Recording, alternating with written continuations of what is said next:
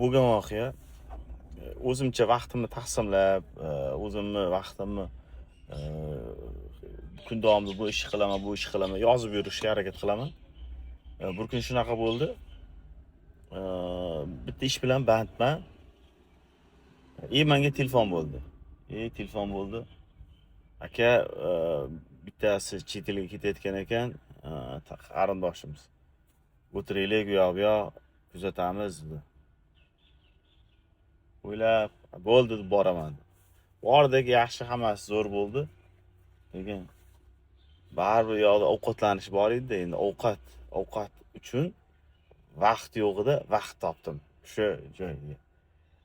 Sizda ham bo'ladimi, bo'lmaydimi, bir o'ylab ko'ring. Nimaga? Odam mana choyxona deb qoladi yoki bo'lmasa bitta tadbir deb qoladi.